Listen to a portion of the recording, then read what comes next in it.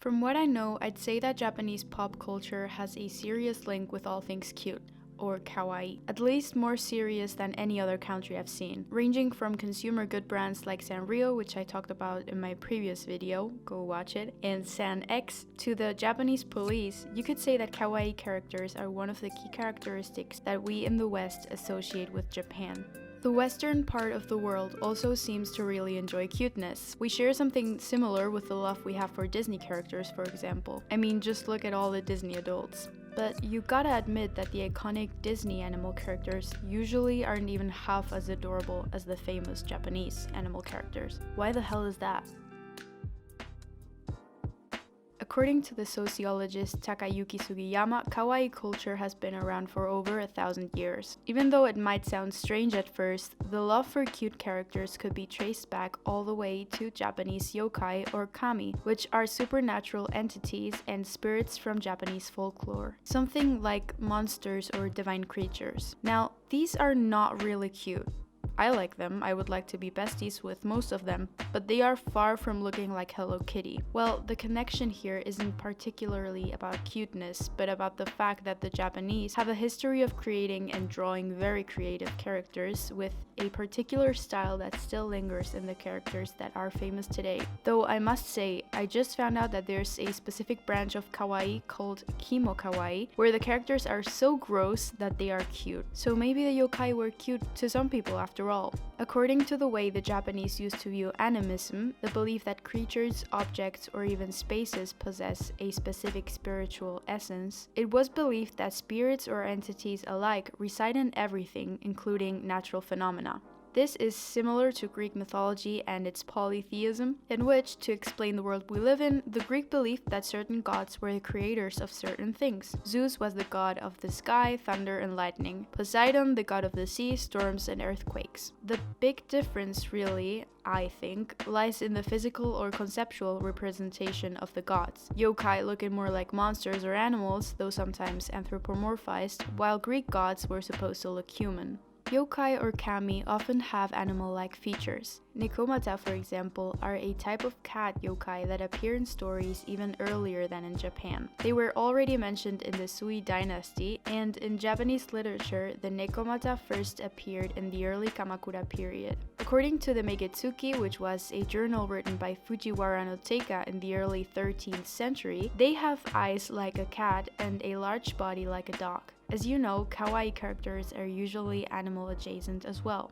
Kappas, also known as kawataro, meaning river boy, are green anthropomorphic reptiles with turtle carapaces on their back. They are said to be the size of a child and inhabit the ponds and rivers of Japan. Kappa is featured in all of the Animal Crossing games and was transformed to look this cute. Look at his little turtle shell, come on. In recent years, this transformation from creepy to cute of the yokai has been quite prominent. The folklorist and mangaka Shigeru Mizuki was the first to start presenting sweeter and more child-appropriate versions of the monsters with his 1959 manga Hakaba no Kitaro and its anime GGG no Kitaro from 1968. While rebuilding the country after World War II in an effort to change the societal state of mind from war to peace and to repair the imperialist perception that the world had of Japan at the time, Japanese folklore and Japanese products ended up with a more innocent aesthetic. During this time, citizens turned to their imagination and made a lot of manga books that consequently produced a lot of cute characters. This was the main kickstart of the cute Japanese culture we know today. Just like punks or goths in England, I think kawaii was meant to be a rebellion against the strict expectations of the world put on teenagers at the time. During the 1970s, Japanese schoolgirls even started a trend of writing with childlike or cute handwriting, which directly opposed to the male way of doing things at the time. It was actually banned in many schools, but the trend was quickly picked up by magazines, immortalizing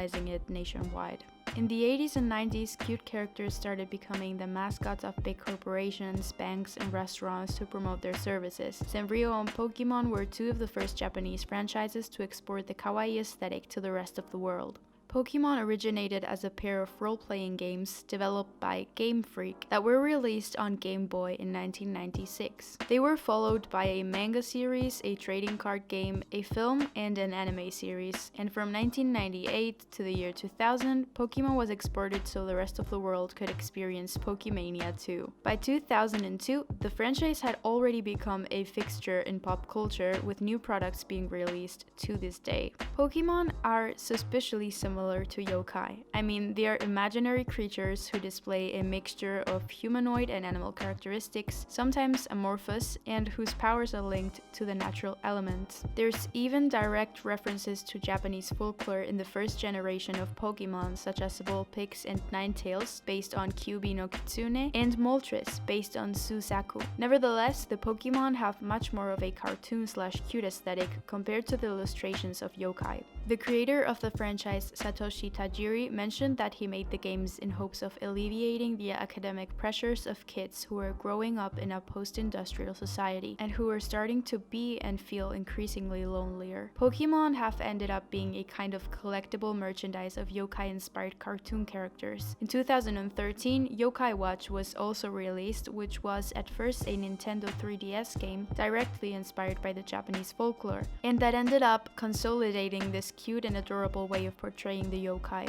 I found an article, which I linked in the bio, it's in Spanish, written by Gerard Almeida Silva, which I got some of my previous information about yōkai from, where the author views the conversion of the yōkai from monsters to cute beings as something like a moral victory. It's a win against the fear that these spirits used to instill in people of the past, by making them into little adorable collectible figurines, plushies, and characters we watch on the screen. The power of these monsters is taken away from them, and they paradoxically turn into a staple of children's stories. The creature's mystery and eeriness disappears. They are suddenly viewed as adorable.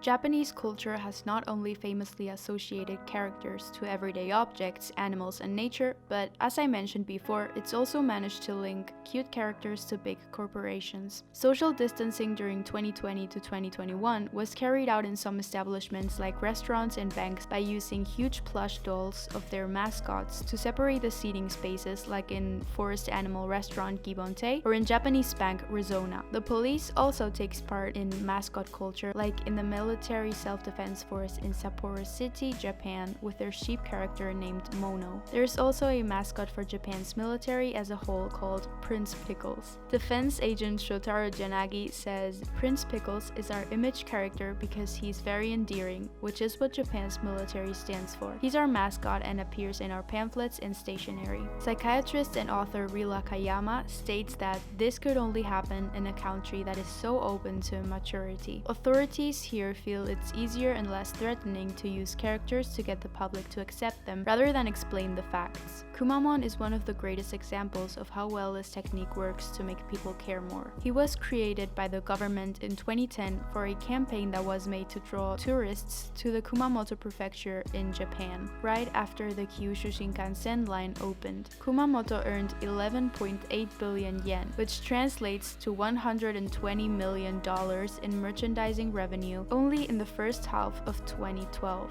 In 2014, the mascot made an appearance in Yōkai Watch the movie, and since September 2018, he's been making YouTube videos consistently, so his popularity is only increasing and becoming more and more international. This phenomenon hasn't stayed in Japan. Other Asian countries followed Japan's footsteps and started incorporating cute mascots everywhere as well, such as former Taiwanese President Chen Shui-bian creating a merchandise mascot for his political campaign. Matt Auld, writer of numerous books about Japanese culture, said in an interview, "The reason babies look the way they do is to kind of stimulate a response in adults to take care of them, and kawaii characters do kind of the same thing in everyday life." So I guess what he means is cute characters just make you care more. The forms of these kinds of characters are usually soft, with big heads and small bodies like babies, which make them look vulnerable. Our reaction to cute things is almost universal, like any other feeling or emotion. Cute things trigger our orbitofrontal cortex, which is the part of our brains that's essential for the control of behavior and is involved in emotions and memory.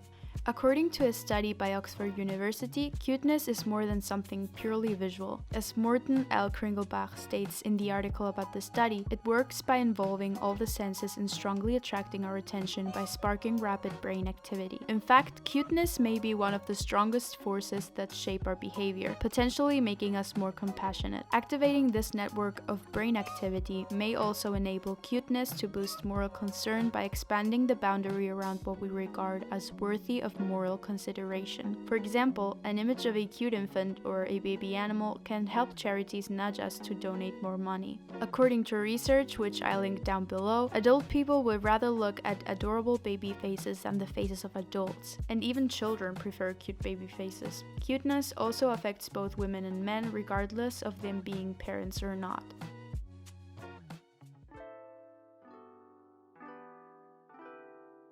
Author Daniel Harris wrote 10 essays regarding the 10 main icons of consumption, the first one being called cuteness. In it, the author describes the consumer's need to feel superior through pity for that cute thing. Kawaii objects usually seem to be calling for protection and to be befriended, or, well, bought. Cute seems to be accessible exclusively through consumption, state the authors Grano, Brashear, and Russell from yet another article I've linked below. Sorry. The writers say, and I do kind of agree, that the fantasy of cute culture and a kawaii life contains so few references to real life and society that they can only be consumed and enjoyed during brief moments of private time, like inside handbags, pencil cases, figurines, and often video games, mangas, and TV shows. Consumption of cute goods provides an escape for the consumers of cute. While Western youth countercultures such as punk and grunge oppose to modern consumerism, kawaii culture is quite the opposite, but it's necessary to state that personal consumption is usually portrayed as something rather immoral in mainstream Japanese society, so kawaii culture does go against those older social values that sanction consumption.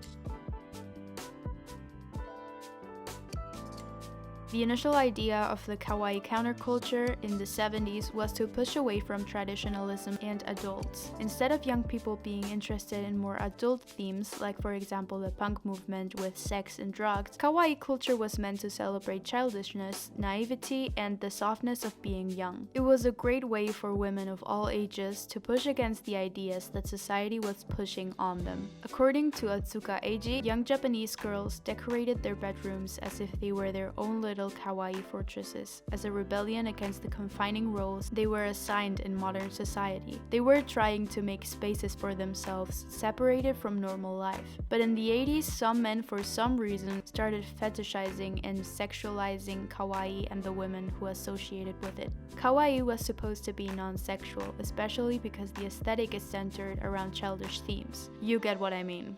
Now, I don't want to get too into this because it's frankly disturbing, and I would like this video to be as lighthearted as possible, but you can probably imagine how much weird and creepy content there is out there in manga, anime, and online, combining kawaii aesthetics and childlike characters with sexual themes.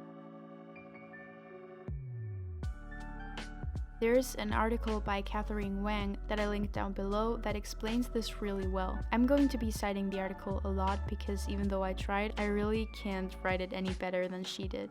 The 2000s surge in consumption of Japanese products can be attributed to many things, but the most important one is Japan's former need to rebrand itself after World War II. There was a very strong need to reinvent Japan's global image. As the writer says, throughout history, Japan has been considered an incredibly fierce country, especially in the eyes of Americans. In the past, they were depicted as a militaristic aggressor that committed heinous war crimes. Since World War II, Japan has promoted anime and kawaii culture, using popular materials like anime, manga, and games. They rebrand themselves into a culture that, to the average Americans, would seem non-threatening. It was only during the post-war economic boom that Japan emerged as a fantasy land of kawaii culture, manga, Nintendo video games, and Pokémon. As the Smithsonian magazine states, something as seemingly frivolous as a Pokémon obsession can blossom into a sympathetic response to Japanese people as a whole. The article I mentioned also talks about the exigent role of Japan's government in promoting its unique culture internationally. In 1997, the Japanese Agency for Cultural Affairs supported the exhibition of anime, manga, video games, and character licensing to penetrate the American market. According to Douglas McFray in Foreign Policy, commercial trends in products and a country's knack for spawning them can serve political and economic ends. Japan's intent is evidenced in its emphasis on its prominent, lovable, and cute products, taking consumers by storm all over the world.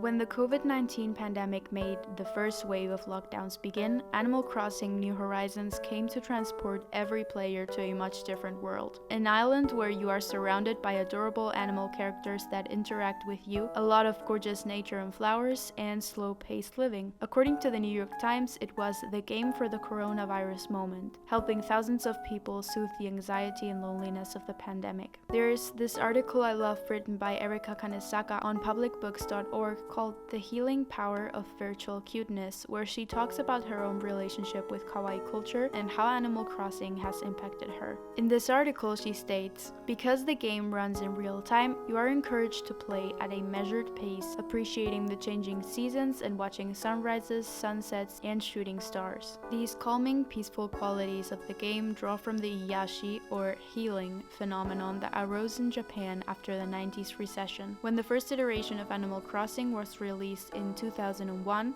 Iyashi-style media products and services were gaining popularity for their soothing effects, which promised to help relieve the pressures of living in a late capitalist society. While Animal Crossing represents a key example of this style, Iyashi also encompasses such things as plush toys, therapeutic robots, animal cafes, and anime and manga set in idyllic natural landscapes." According to the same research I linked below, seeing an adorable baby face can trigger slow and sustained brain processing in the brain's networks associated with emotion, which is essential for parenting. Those networks are also linked to pleasure and social interactions, and showing interest not only in our own children but in other infants and baby animals can trigger empathy and compassion beyond parenting. For example, a picture of a cute being can help charities nudge you to donate more money, because cuteness expands the boundary around what we deem worthy of moral consideration. As you can probably see, this can be a little dangerous because you could be manipulated into donating money to a cause that you may otherwise not believe in, but it is a great way for non-profit organizations to direct people's attention to their cause. Let's just hope it's a great and honest cause. Listen, is having kawaii stuff essential to one's life? No, probably not. But does it make life a little more fun? At least for me it does. If you can afford it and like to collect little figurines you can stare at for a few minutes a day and feel proud of them, then that's amazing. And you don't have to stop at that. You can talk to others about this special interest and form a community, whether it be online or with friends you made in real life. There's actually many different kawaii subcultures that have to do with fashion, for example, like Lolita fashion, Decora, or Yami Kawaii. You could also join communities online of people who also collect stuff or watch the same animes as you do. I think loving something a lot is sure to bring you closer with other people who share your interest. And honestly, what's better than that?